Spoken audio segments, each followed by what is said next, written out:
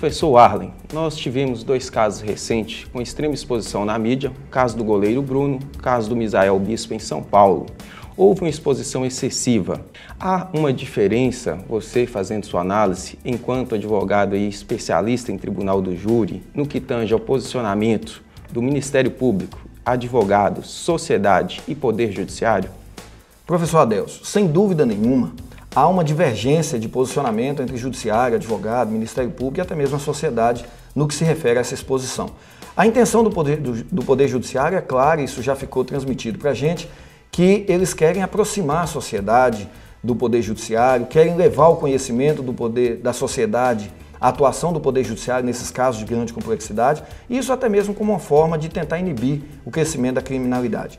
Já pelo lado do Ministério Público e dos advogados que atuam ali, ou na defesa ou como assistente do Ministério Público, há que se ter muito cuidado ao avaliar, porque nós não podemos esquecer que ali estão envolvidos interesses pessoais das partes.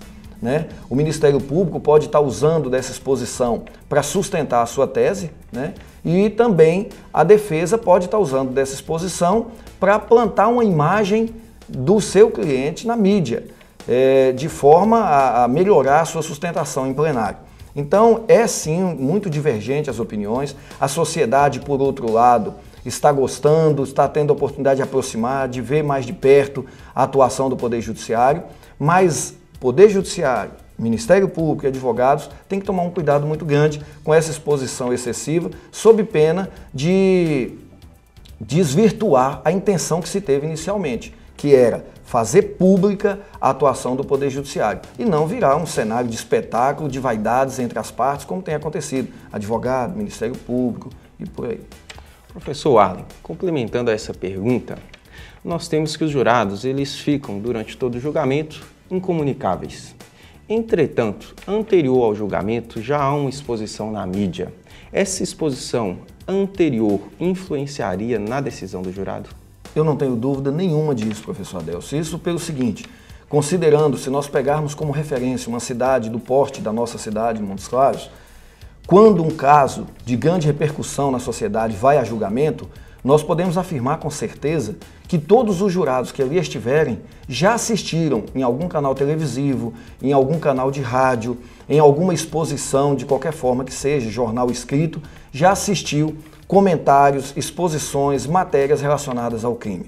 E aí há uma preocupação muito grande, sobretudo para quem atua na defesa dos réus, é o fato de que as reportagens que realizam, que acontecem no momento que o crime aconteceu, logo na iminência do crime, são todas elas direcionadas a uma proteção excessiva da vítima. Isso é natural que seja assim, porque nós temos ali uma pessoa que infringiu as normas e muitas vezes ceifou a vida de alguém.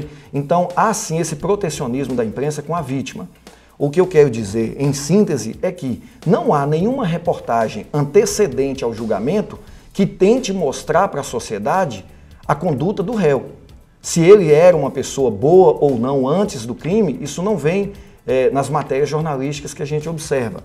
O que faz-me acreditar que quando chega no dia do julgamento, o jurado já tem ali uma ideia pré-concebida de condenar o réu baseado nas reportagens que ele assistiu e não necessariamente baseado nas provas que o processo produziu. Então há sim uma preocupação muito grande com isso e nós, principalmente por atuarmos na nossa maioria das vezes na defesa, entendemos que há um prejuízo considerável para o réu por entender que a maioria dos jurados já chegam ali com a ideia pré-concebida de condenação. Ok. Tendo em vista essa explanação, há a possibilidade de desaforamento em virtude deste grande clamor social? Com certeza, é uma previsão estabelecida até no Código de Processo Penal. Nós temos vários motivos pelos quais o juiz pode determinar o desaforamento de um processo. E desaforamento aqui, que fique claro para os nossos telespectadores, que é a competência originária para julgar um determinado crime é da cidade onde o crime aconteceu. Mas pode ser que, em razão de fatores externos envolvendo as partes, o juiz possa determinar que esse julgamento seja feito em outro local. Exemplo bem recente que nós temos, que a sociedade de Montes Claros está assistindo, é o caso do bailarino Igor Xavier, que o juiz, por entender que Montes Claros não oferece segurança para o réu, desaforou esse processo para a comarca de Belo Horizonte. Professor Arlen, saindo do rito Tribunal do Júri, o caso do mensalão, analisado pelo STF, toda a exposição que houve da mídia daquele caso, houve influência? É possível fazer essa afirmação da mídia na condenação dos réus? Professor Adelso, é uma pergunta instigante, partindo-se do princípio que o julgamento do Mensalão, a ação penal 470, que ocorreu recentemente aí, com toda a sociedade brasileira assistindo, é um julgamento que costumo dizer em sala para os nossos alunos que é um divisor de águas na relação poder judiciário, mídia e sociedade. Isso porque o julgamento do ação penal 470, do famoso caso Mensalão, sendo transmitido ao vivo, em tempo integral para a sociedade, expôs para a nossa sociedade algumas mazelas do Poder Judiciário e é preciso que se diga isso. Para se ter uma ideia, a última sessão de julgamento realizada neste processo foi uma sessão onde os ministros teriam que dosar a pena, teriam que aplicar a pena depois de condenados os réus. Isso até então é uma atividade típica de juiz de primeira instância. Os órgãos superiores apenas vão verificar aquela pena que foi aplicada pelo juiz de primeira instância. Dificilmente nós vimos um caso onde o próprio STF, sendo a Suprema Corte Brasileira da Justiça, teria que aplicar uma pena. O que ficou demonstrado ao final, a extrema dificuldade que nossos ministros tiveram para dosar essa pena em conformidade com as regras do Código Penal, mostrando que realmente eles não estavam preparados para aquela função. Outras mazelas que foram expostas para a sociedade é o desrespeito, a perda de seriedade com que alguns ministros conduziram o julgamento, alguns debates acalorados de forma desrespeitosa, tivemos situações esdrúxulas, como por exemplo o ministro dormindo durante o julgamento. Todas essas são situações que veio ao conhecimento da sociedade, que até então tinha uma imagem do Poder Judiciário de uma forma mais irretocável, uma imagem de uma seriedade, de algo mais polido. E com esse julgamento acabou por trazer para a sociedade algumas mazelas que nós pensamos o Poder Judiciário deve rever com urgência. Agora temos uma dúvida de uma telespectadora.